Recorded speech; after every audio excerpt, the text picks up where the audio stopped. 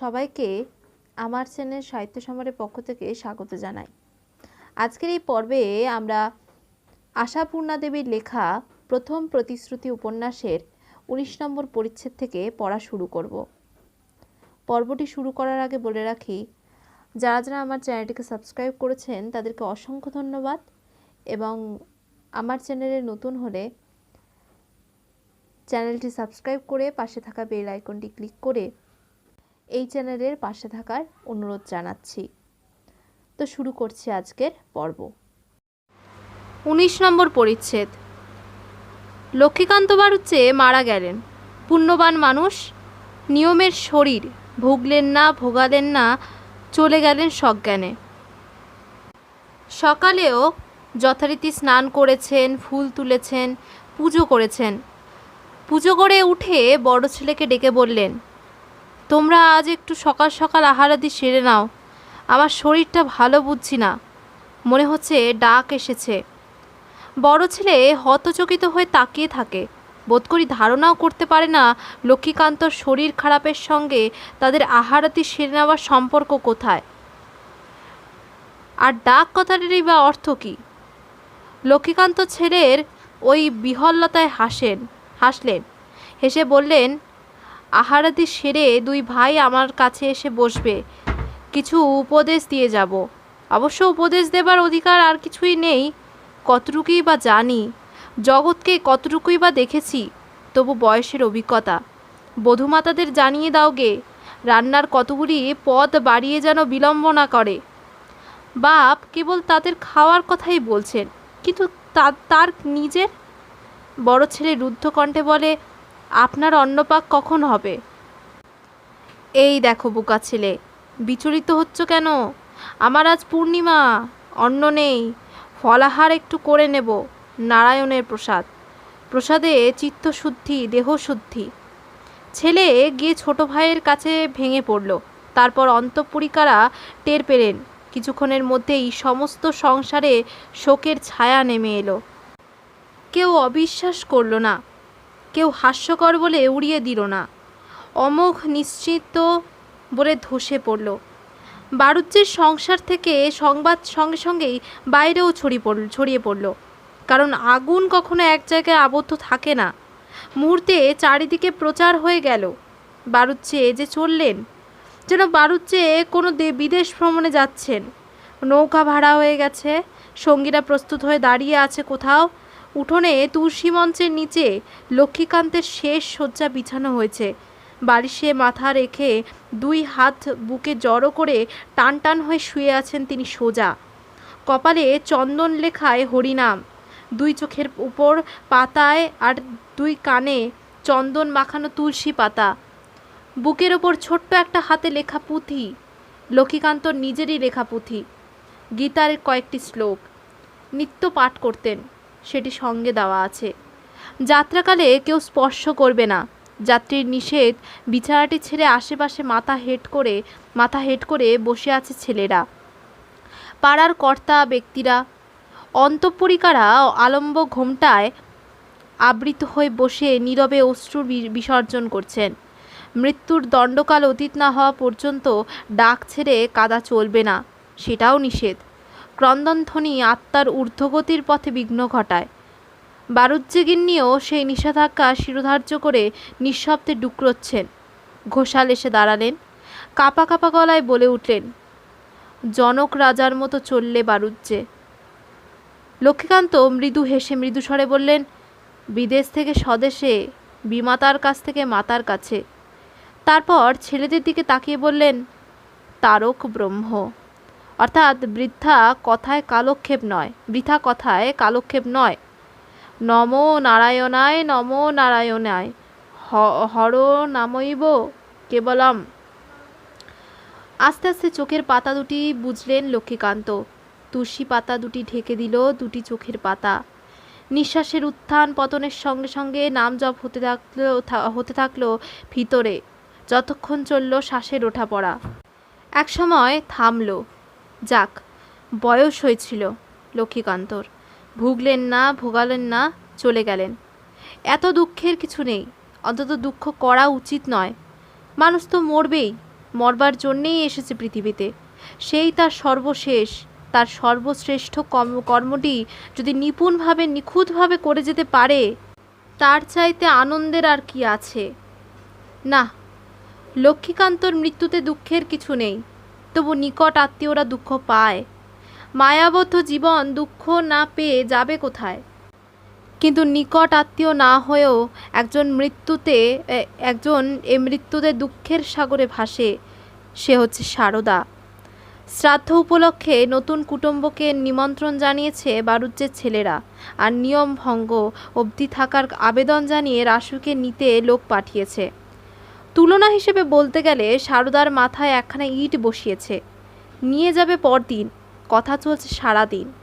এ বাড়ি থেকে রামকালী খবর শোনা মাত্র একবার দেখা করে এসেছেন এবং যথারীতি হবিষ্যান্নের জোগাড় পাঠিয়েছেন লৌকিকতা হিসেবে প্রচুরই পাঠিয়েছেন। এখন আবার রাসুর সঙ্গে লোক যাবে শ্রাদ্ধের সভা প্রণামী আর সমগ্র সংসারের ঘাটে ওঠার কাপড় চোপড় নিয়ে। নিয়মভঙ্গের দিন দুপুরে জাল ফেলানো হবে, মাছ যাবে, রাসুর শাশুড়িদের জন্য সিঁদুর, আলতা, পান সুপারি যাবে। এইসব আলোচনায় চলছে সারাদিন।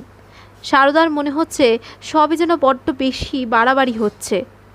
এ যে তার বাবার খুঁড়ি মারা গেল সেবার, কই এ তো এত সব তো হয়নি। যাক, সে কথা থাক। পয়সা আছে বিলোপে, কিন্তু সারদার খাস তালুকটুকু না এই উপলক্ষে বিকিয়ে দেয়। রাতে ছাড়া কথা কওয়ার উপায় নেই। স্পন্দিত চিত্তে সংসারের কাজ সারে সারদা আর প্রহর গোনে। তবে কুটুমদের একটু আক্কেল আছে, দিনে দিনেই চলে যায়নি, একটা রাত হাতে রেখেছে। এবাড়ির খাওয়া দাওয়া মিটতে রাত দুপুর হয়ে যায়, তবু এক সময় আসে সেই আকাঙ্ক্ষিত সময়। দরজার হুড়কো লাগিয়ে দেওয়া যায়। এবার সমস্ত সংসার থেকে পৃথক হয়ে এসে বসা যায় দুটো মানুষ। চট করে কথা বলা সারদার স্বভাব নয়। প্রথমটা যথারীতি প্রদীপ উস্কায়, প্রদীপের শিখার উপর বাটি ধরে ছেলের দুধ গরম করে, ছেলেকে তুলে দুধ খাওয়ায়, তারপর তাকে শুইয়ে চাপড়ে তার ঘুম সম্পর্কে নিশ্চিত হয়ে এদিকে এসে পা ঝুলিয়ে বসে, বড় করে একটা নিঃশ্বাস ফেলে, তারপর বলে ওঠে, যাচ্ছ তাহলে? রাসু অবশ্য এই প্রশ্নের জন্য প্রস্তুত ছিল না, তাই নির্লিপ্ত স্বরে বলে, যাওয়া ছাড়া তো উপায় দেখছি না। উপায় খুঁজে বেড়াচ্ছিলে বুঝি? ব্যঙ্গ তীক্ষ্ণ সুর।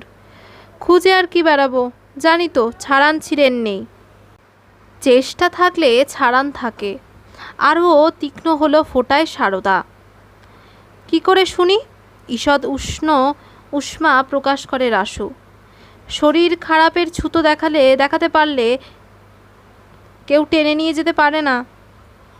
রাসু বিরক্তভাবে বলে, সে ছুতোটা দেখাবো কি করে শুনি, এই আকারা দেহখানা নিয়ে?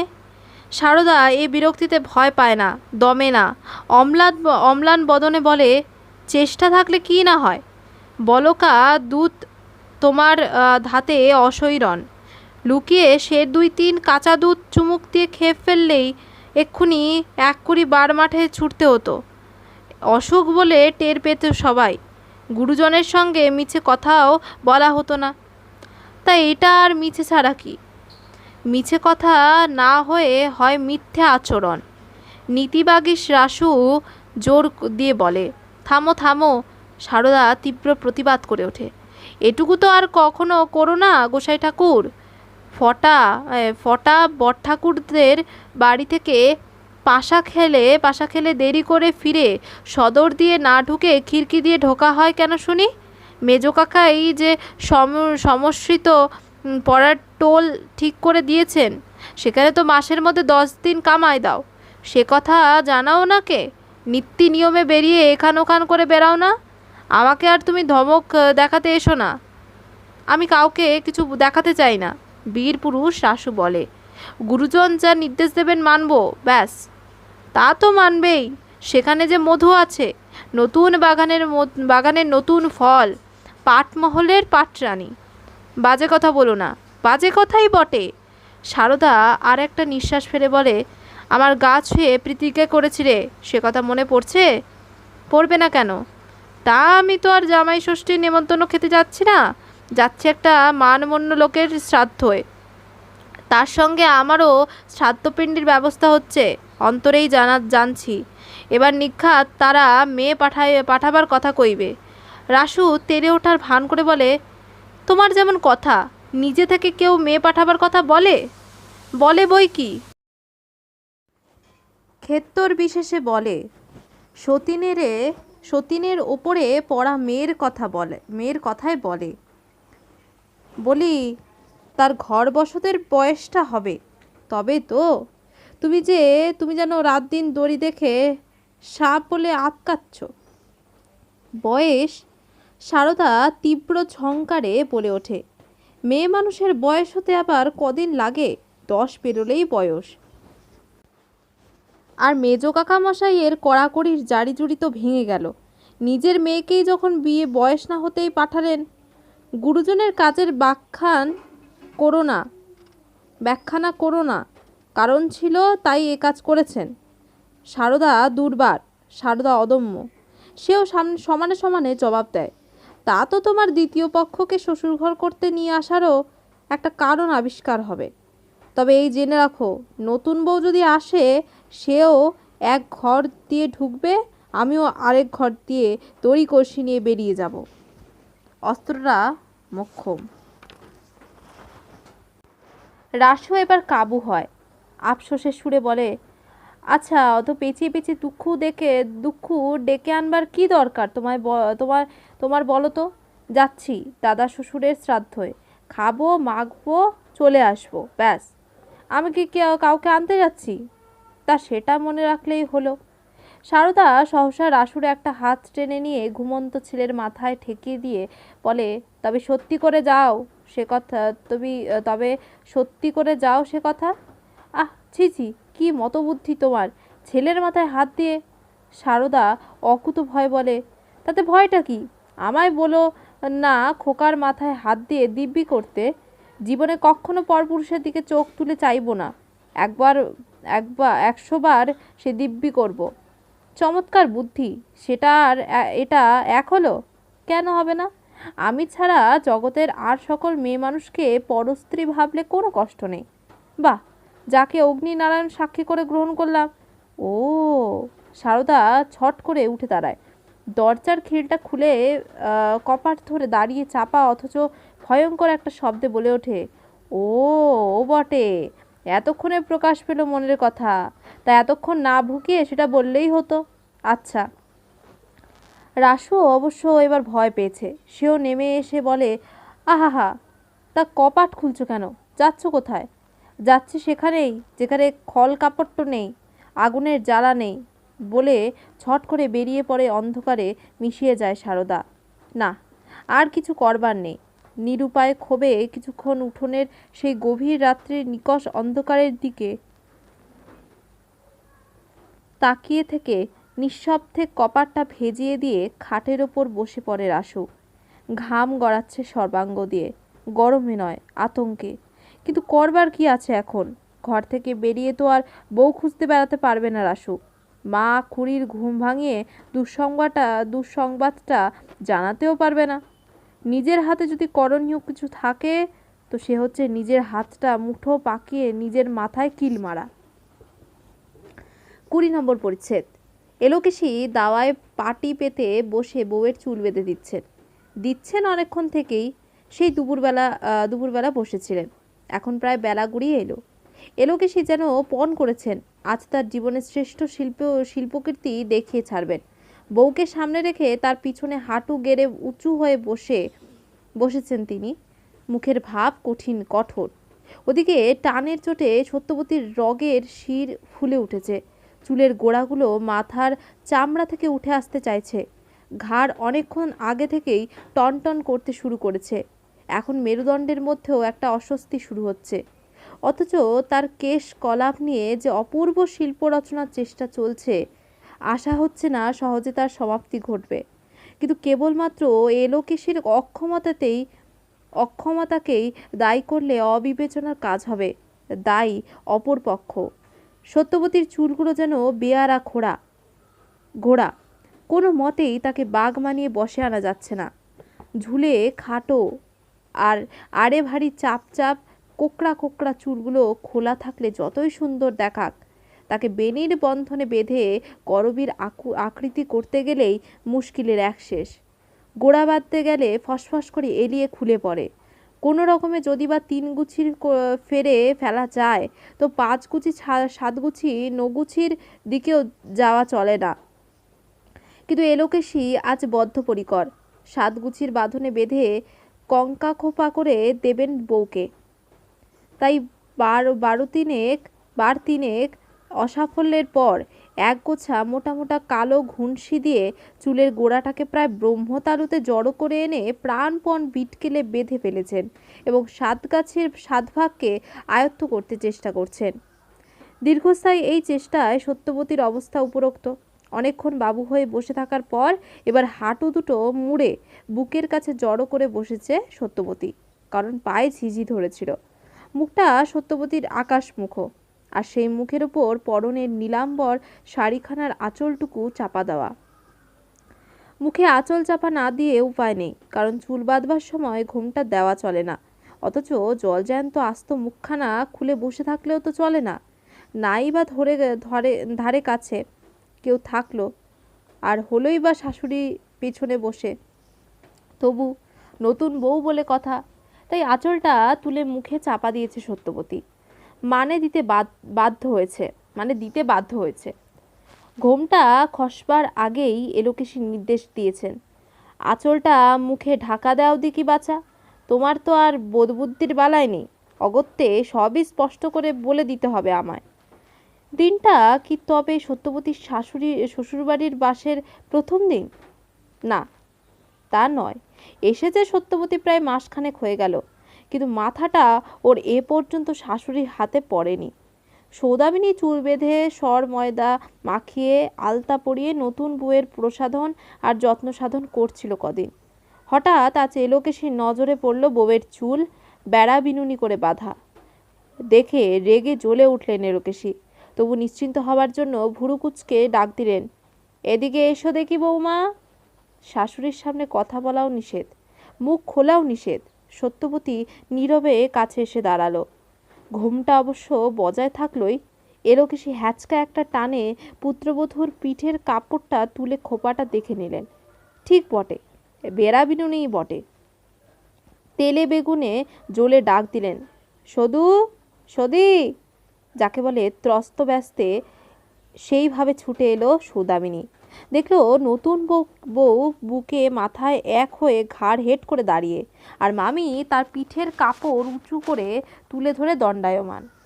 মামির নয়নে অগ্নিশিখা, কপালে কুটিল রেখা। কি বলছো? এ প্রশ্ন উচ্চারণ করলো না সৌদামিনী, শুধু শঙ্কিত দৃষ্টিতে দাঁড়িয়ে রইল। কি হলো বউয়ের পিঠে? কোনো জরুল চিহ্ন না, কোনো চর্মরোগের আভাস, নাকি বা কোনো পুরনো ক্ষতের দাগ? অর্থাৎ নতুন বউ কি দাগি? আর মামির সেন দৃষ্টির সামনে ধরা পড়ে গেছে সেটা। অবশ্য ভুল ধারণা নিয়ে বেশিক্ষণ থাকতে হলো না সৌদামিনীকে। এলোকেশী প্রবল স্বরে বলে উঠলেন, বলি সদি, এমন ব্যাগার ঠেলার কাজ কি না করলেই নয়? বুক থেকে পাথর নামে সৌদামিনীর। যাক, বাঁচা গেল। নতুন কিছু নয়, সেই আদি এবং অকৃত্রিম লক্ষ্য। অতএব সাহসে ভর করে বলল, কি হলো? কি হলো বলি শুধোতে লজ্জা করলো না? ধম্মের সারের মতন আকারা গতর নিয়ে দুবেলা ভাতের পাথর মারছিস, আর গতরে হাওয়া দিয়ে বেড়াচ্ছিস। একটু হায়া আসে না প্রাণে? 10টা নয়, 20টা নয়, একটা ভাইবো, তার চুলটা বেঁধে দিয়েছিস এত অছেত্তা করে। বলি কেন কেন এত অগেরাচ্ছি কিসের? হলোটা কি তা বলবে তো? সহজ গলায় বলে সৌদামিনী। আর সত্যবতী ঘোমটার মধ্যে থেকে অবাক হয়ে প্রায় থরথর করে কাঁপতে থাকে। না, এলোকেশীর কটু ভাষণে নয়। গিন্নিদের মুখে এরকম বিচ্ছিরি বিচ্ছিরি কথা শোনার অভ্যেস পাড়া বেড়ানি সত্তর আছে। রামকালী চাটুর্যের বাড়ির কথাবার্তাগুলো কথনচিত সভ্য, নইলে তারই সেজ পিসি সাবি পিসির বাড়ি সর্বদা এই ধরনের কথার চাষ। সেজন্যে না, এলোকেশীর কটু ভাষণে না, অবাক হয় সৌদামিনীর সহ্য শক্তি দেখে। এত অপমানের পর ওই রকম সহজভাবে কথা বলল ঠাকুরজি। এটা সত্যবতীর অদেখা। কটু কথার পরিবর্তে হয় কটু কথা, নয় ক্রন্দন। এটা দেখতেই অভ্যস্ত সে। আর ঠাকুরজি কিনা বলছে হলোটা কি তা বলবে তো। এলোকে সে অবশ্য অবাক হন না, কারণ সৌদামিনীর এই সহ্য শক্তি তার পরিচিত। তবে তিনি তো আর প্রশংসায় উদ্বেল হন না, বরং এটা তার মামির প্রতি অগ্রাহ্য ভাব বলেই রেগে চলে যান। এখনও তাই বললেন, হলোটা কি তা বলে তবে বোঝাতে হবে? মনে মনে জানছো না, চোখে দেখতে পাচ্ছ না? এ কি ছিঁড়ি চুল বাঁধা হয়েছে, বউয়ের মাথায় বেড়া বেরুনি? ছি ছি, এতখানি বয়স হলো কখনো শ্বশুরবাড়ির বউয়ের মাথায় বেড়া বেরুনি দেখিনি। গলায় দড়ি দে তোর, শুধু গলায় দড়ি যে একটা মাত্তর মাথা, তাও একখানা বাহারি খোপা বেঁধে দিতে পারিস না। শুধু হেসে ওঠে। বউয়ের চুল যা বাহারি, ওতে ওতে আর বাহারি খোপা হয় না, বাঘ মানানোই যায় না। এলোকেশি ঝংকার দিয়ে ওঠেন। আচ্ছা, দেখবো কেমন না যায়। এই বারুজ্জিগিনীর কাছে জব্দ হয় না এমন কোনো বস্তু জগতে আছে দেখি। ত্রিজগতের মধ্যে বাঘ মারাতে পারলাম না শুধু এই তোমাকে। বেশ তো মামি, তুমি নিজে হাতে এই বউকে সাজিও না। তোমার একটা মাত্র ব্যাটার বউ, বলে সৌদামিনী। আর এলোকেশি আরও ধীরে করে ওঠেন। কি বললি সদি? হ্যাঁ, এত আস্পর্ধা, মুখে মুখে জবাব। এত অহংকার তোর কবে চূর্ণ হবে? কবে তোর দুঃখে শ্যাল কুকুর কাঁদবে? সেই আশায় আমি আছি। এই তোকে দিব্যি দিলাম সদি, আর কোনোদিন তুই আমার বোর চুলে হাত দিবি। গুরুজনের দিব্যি গায়ে লাগে না, এ মারলে কি চলে গো? শুধু অম্লান বদলে বলে, তোমার হলো গে মন মরছি, কোনোদিন দেবে, কোনোদিন বা ভুলে যাবে। কি বললি লক্ষ্মীছাড়ি? আমার একটা ব্যাটার বউয়ের কথা আমি ভুলে যাব? তাতে আর আশ্চর্য কি মামি? শুধু নিতান্ত অমায়িক মুখে বলে, তোমার সে গুণে কি ঘাট আছে? আপনার খিদের খাওয়া, তাই তো অর্ধেক দিন ভুলে যাও, ডেকে খাওয়াতে হয়। এলোকেশি সহসা থতমত খান। এটা ঠিক, কোনো ধরনের কথা ধরতে পারেন না, অভিযোগ না প্রশস্তি। তাই ভারী মুখে বলেন, হ্যাঁ, আমি ভুলে থাকছি, আর রোজ তুমি আমার ডেকে তুলে ঝিনুকে করে গিলিয়ে দিচ্ছ। আহা, তা না দি, তোমার কি খেয়াল থাকে? না থাকে, না থাক। বউয়ের চুল আজ থেকে আমিই বাঁধবো, এই বলে রাখছি। ওর চুলের দড়ি কাটা সব আমার ঘরে রেখে আসবি। পাখি কাটাগুলো দিতে ভুলবি না। দিয়ে যাব। তা বউয়ের বাবা যে সোনার চিরুনি, সাপ কাটা, বাগান ফুল ইত্যাদি করে একরাশ মাথার গহনা দিয়েছেন, সেগুলোই বা বাক্সয় পুড়ে রেখেছো কেন? সব বাহার করে দিও। সে আমি কি করব না করব তোমার কাছে পরামর্শ নিতে আসবো না। অনবরত খালি চ্যাটাং কথা। ভগবান যে কেন কঠিন রোগ দিয়ে তোর বাকশক্তি হরণ করে নেন না তাই ভাবি। তুই জন্মের শোধ বোবা হয়ে বসে থাক, আমি নিঃসিংহতলায় ভোগ চড়াই। দোহাই মামি, ওসব মানত করতে যেও না। দেবদেবীরা এক শুনতে আরেক শুনে বসে থাকবে, হয়তো বোবার বদলে ঠুটো করে দেবে, তখন মরবে তুমি। লাফিয়ে ঝাঁপিয়ে, কি বললি সদি?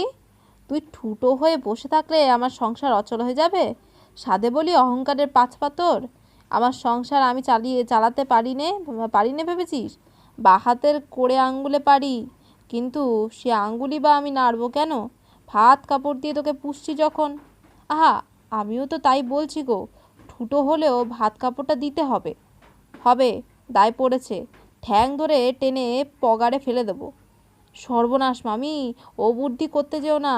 পাড়াপড়শি তাহলে সেই পগারের পাক তুলে এনে তোমাদের গালে মুখে মাখবে, বলে হাসতে হাসতে চলে যায় সৌদামিনী, সত্যবতীকে স্তম্ভিত করে রেখে। বড় সংসারের মেয়ে সত্যবতী, তার এতটুকু জীবনে অনেক চরিত্র দেখেছে সে, এরকম আর দেখেনি। যাক, সকালের সেই ঘটনার পরিণামে আজ দুপুরের এই মল্লযুদ্ধ সত্যি বড় ভারী চুলের গোড়া 70, অথচ এদিকে ঝুলে খাটো এক গোছা কালো ঘুনসি দিয়ে কোষে বেঁধে আর গোছা গোছা ঘুনসির ভেজাল মিশিয়ে বেনি দুটো যদি বা লম্বা করলেন এলোকেশি, তাদের প্রজাপতির ছাদে পাক খাওয়াতে গিয়েই ওড়াসুতো ঢিলে হয়ে নেমে এলো সত্যবতীর কপালের ফেরে। ঠিক সেই মুহূর্তেই সত্যবতী বোধ করি পিঠের খিল আর পায়ের ঝিঝি ধরা কমাতে একটু নড়ে চড়ে বসল। ব্যাপারটা হলো পাত্রাধার তৈলাধার পাত্রের মতোই। বন্ধনটা ঢিলে হয়ে পড়ার জন্যেই মুক্তির জন্যে নড়ে চড়ে বসল সত্যবতী। না, নড়ে চড়ে বসার জন্যেই বেনি বন্ধনমুক্ত হয়ে গেল সেটা বোঝা গেল না। এলোকেশি দেখলেন বউ নড়ল, চুল খুলল। এলোকেশি পাথরের দেবী নন, রক্ত মাংসের মানুষ। এরপরও যদি তাকে ঠান্ডা মাথায় সহজভাবে বসে থাকতে দেখবার আশা করা যায়, সে আশাটা পাগলের আশা। পাগলের আশা পূরণ হয় না, হবার নয়। এতক্ষণে পরিশ্রম পণ্ড হওয়ার আগে আর সৌদামিনীকে নিজের শিল্প প্রতিভা দেখিয়ে দেবার আশাভঙ্গে দিকবিদিক জ্ঞানশূন্য এলোকেশি সহসা একটা অভাবিত কাজ করে বসলেন। বউয়ের সেই খিল ছড়ানো শীতে পিঠটার উপর গুম করে একটা গোল গোল কিল বসিয়ে দিয়ে বলে উঠলেন, হলো তো, গেল তো গোল্লায়, এক দণ্ড যদি সুস্থির। কিন্তু কথা এলোকেশিকে শেষ করতে হলো না। মুহূর্তের মধ্যে আরেক প্রলয় ঘটে গেল। শাশুড়ির হাত থেকে চুলের ভার এক হ্যাচকায় টেনে নিয়ে সত্যবতী ছিটকে দাঁড়িয়ে উঠল। আর শাশুড়ির সঙ্গে যে কথা কওয়া নিষেধ, সে কথা সম্পূর্ণ বিস্মিত হয়ে দৃপ্ত স্বরে বলে উঠল, তুমি আমায় মারলে যে? কিলটা বসিয়ে চকিতে হয়তো একটু অনুতপ্ত হয়েছিলেন এলোকেশি, কিন্তু সেই অনুতাপের অনুভূতি দানা বাঁধাবার আগেই এই আকস্মিক বিদ্যুদাঘাতে এলোকেশি প্রথমটা যেন পাথর হয়ে গেলেন। বউয়ের কণ্ঠস্বর কেমন সেটা জানবার সুযোগ এ পর্যন্ত হয়নি এলোকেশির। কেননা তার সঙ্গে তো বটেই, তার সামনেও কোনোদিন বউ কথা কয়নি, কইবার রেওয়াজও নেই। কোনো প্রশ্ন করলে শুধু ঘাড় নেড়ে হ্যাঁ না জানিয়েছে। কথা যা সে শতুর সঙ্গে, কিন্তু সেও তো নিভৃতে। রাত্রে সৌদামিনীর কাছে শোয় বউ, কারণ ডাগরটি না হলে তার ঘরে বরের প্রশ্ন ওঠে না। না, কোনো ছলেই সত্যের কণ্ঠস্বর এলোকেশির কানে আসেনি। সহসা আজ সেই স্বর বাজের মতো এসে কানে বাজল। এ কি জোরালো গলা বউ মানুষের! এতটুকু একটা মানুষ! অনুতাপের বাষ্প ধুলো হয়ে উড়ে গেল। এলোকেশিও দাঁড়িয়ে উঠলেন, চেঁচিয়ে তেড়ে উঠলেন, মেরেছি, বেশ করেছি, করবি কি শুনি? তুইও উল্টে মারবি নাকি? সত্য তখন এলোকেশির অনেক পরিশ্রমে গড়া সাতগুছির বেনি দুটোর মধ্যে আঙুল চালিয়ে চালিয়ে জোরে জোরে খুলে ফেলতে শুরু করেছে। মাথায় কাপড় নেই, মুখের আঁচল খসেছে, সেই মুখে আগুনের আভা। এলোকেশির কথায় একবার সেই আগুন ভরা মুখটা ফিরিয়ে অবজ্ঞা ভরে উচ্চারণ করল সত্য, আমি অমন ছোট লোক নই, তবে মনে রেখো আর কোনোদিন যেন। কি বললি? আর কোনোদিন যেন? গলা টিপলে দুধ বেরোয় এক ফোঁটা মেয়ে, তার এত বড় কথা! মেরে তোকে তুলো ধুনতে পারি তা জানিস? সদি, লক্ষ্মীচারি, আন দিকে একখানা চেলাকাঠ, কেমন করে বউ ঢিট করতে হয় দেখাই ত্রিজগৎকে। চেলাকাঠ পিঠে পড়লেই তেজ বেরিয়ে যাবে। মারো না দেখি, তোমার কত চেলাকাঠ আছে। বলে দৃপ্ত ভঙ্গিতে শাশুড়ির মুখোমুখি দাঁড়িয়ে থাকে সত্যবতী, নির্ভীক দুই চোখ মেলে। জীবনে অনেকবার রেগে জ্ঞান হারা হয়েছেন এলোকেশি, অনেকবার বুক চাপড়েছেন, সাপ মান্নি দিয়েছেন, দাপাদাপি করেছেন, কিন্তু আজকের মতো অবস্থা বোধ করি তার জীবনে কখনো আসেনি। এ অবস্থা যে তার কল্পনার বাইরে, স্বপ্নের বাইরে।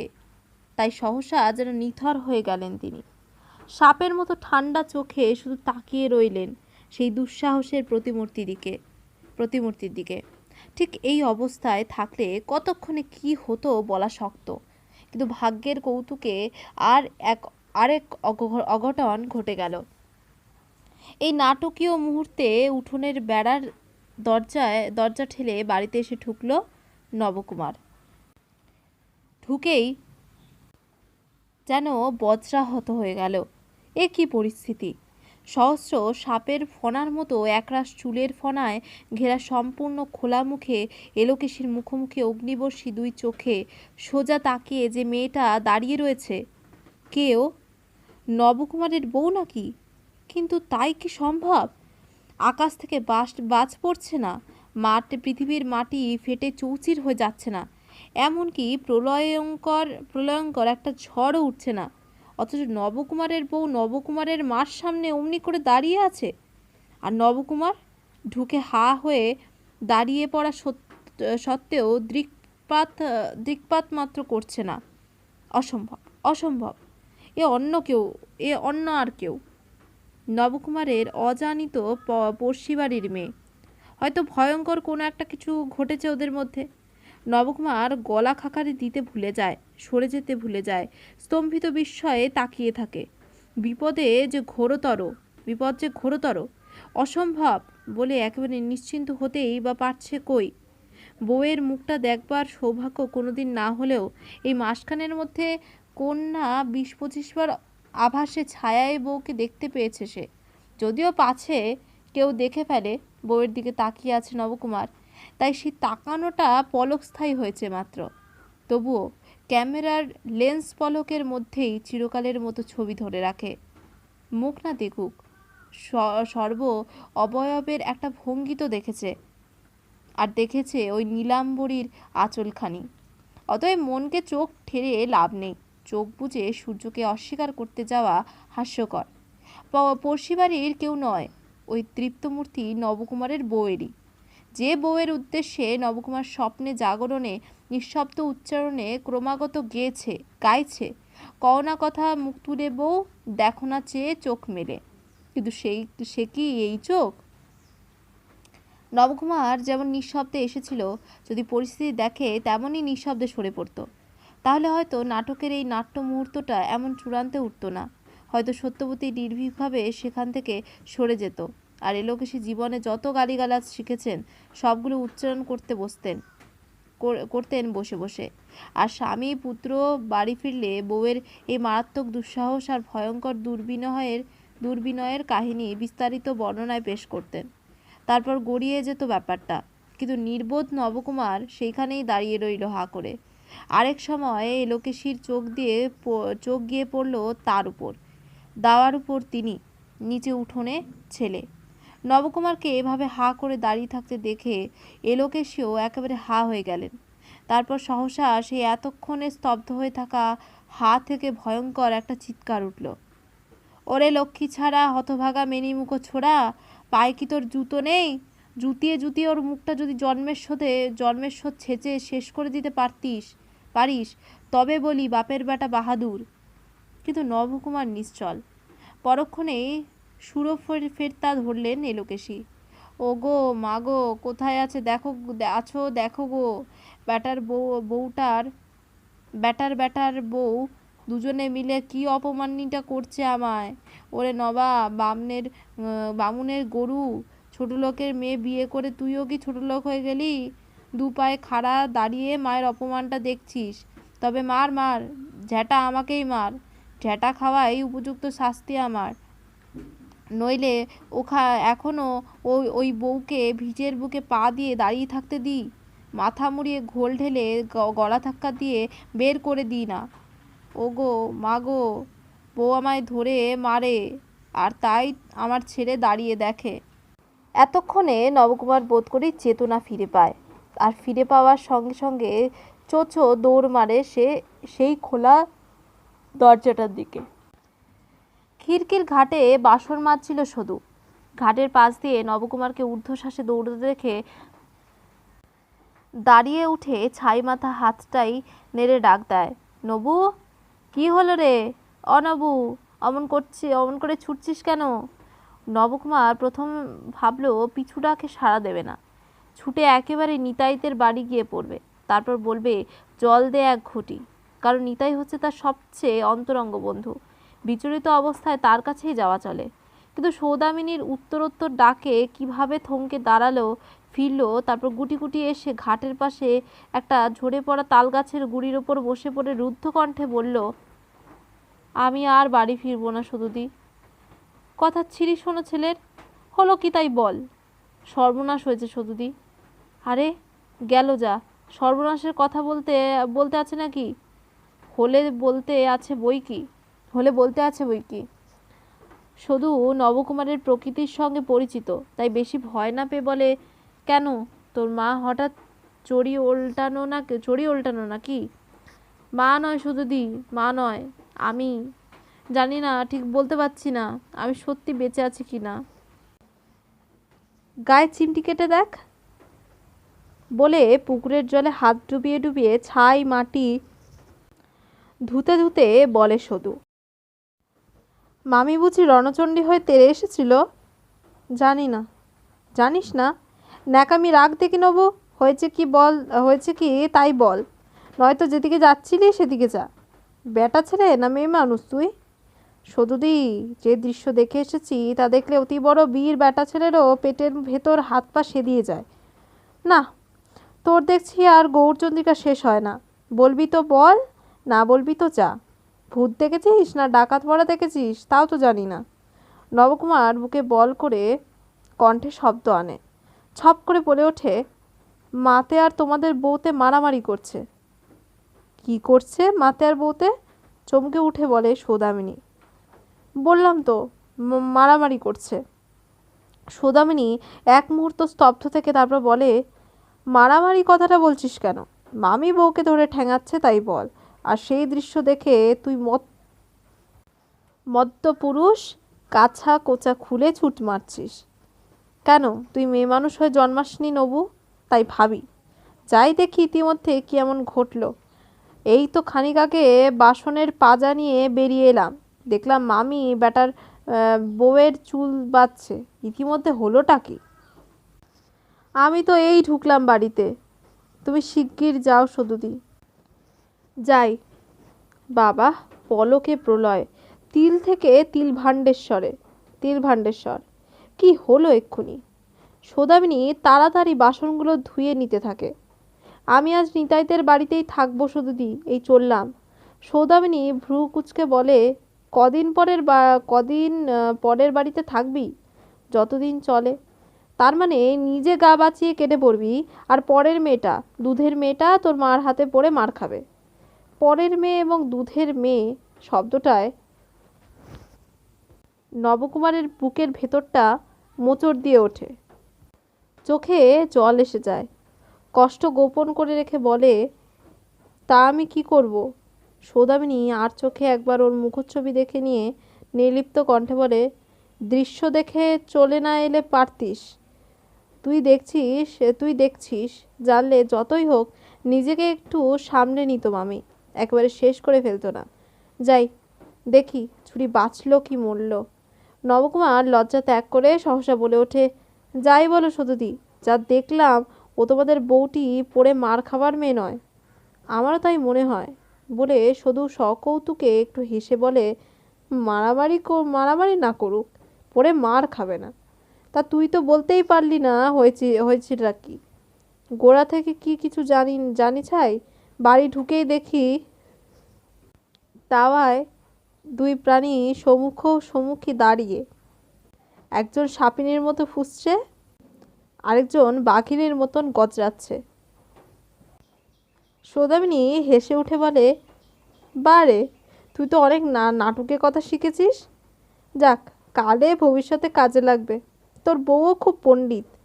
বউয়ের গল্প কান ভরে শুনতে ইচ্ছা করে নবকুমারের। ভুলে যায় এইমাত্র তাকে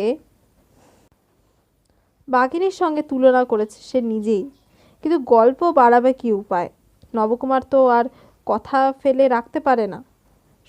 শুধু ভাবে কালে ভবিষ্যতে। সে কত কাল, কোন ভবিষ্যৎ? বাঘিনীর মুখটা বারবার মনে ধাক্কা দিচ্ছে। ভয়ঙ্কর কিন্তু সুন্দর। কি বড় বড় চোখ, কি চমৎকার জোড়া ভুরু। কিন্তু বৌমায়ের মতো রাগী হবে হয়তো। লজ্জায় কুণ্ঠায় বিগলিত বউটি মাত্র থাকবে না। নবকুমারের কল্পনার সঙ্গে ঠিক খাপ খাচ্ছে কি? ঠিক যেন কি একটা লোকসানের দুঃখে বুকটা টনটন করে ওঠে নবকুমারের। কাদার পুতুলের মতো একটা নিরীহ ভালো মানুষ বউ নবকুমারের ভাগ্যে জুটলে কি এসে যেত ভগবানের। কত লোকেরই তো এমন বউ হয়। কিন্তু সাপের ফণার মতো চুলের ফণায় ঘেরা ওই মুখখানি, ওতে যে আগুনের আকর্ষণ! নবকুমার পতঙ্গ মাত্র। সৌদামিনী বলে, বিভাগী হয়ে যাচ্ছিলি তো যা, মেলা রাত করিস নে, হাঁড়ি আগলে বসে থাকতে পারবো না। হাঁড়ি, রান্না, ভাত, এসব শব্দগুলো কাজে লাগবে আজ? নবকুমারের যেন বিশ্বাস হয় না। ভয় ভয় বলে, আছি এখানটায় আমি, তুমি একবার দেখে এসে খবরটা আমায় দিতে পারবে না সতীদি? নিশ্চিন্তে হয়ে তাহলে আমাদের তাসের আড্ডায় যেতে পারি। ওরে আমার কে রে, উনি বাবু বসে থাকবেন আর আমি ওর জন্য খবরের থালা বয়ে আনবো বলে থালা বা বাসনের গোছাটা বাগিয়ে কাঁধের উপর তুলে নেয় সদু। হাতে গামছার পুটুরিতে ঘটি বাটি। চলে যেতে যেতে ছোট ভাইকে আরেকবার অভয় দিয়ে বলে সে, বউয়ের চিন্তা করে মন খারাপ করিস নে।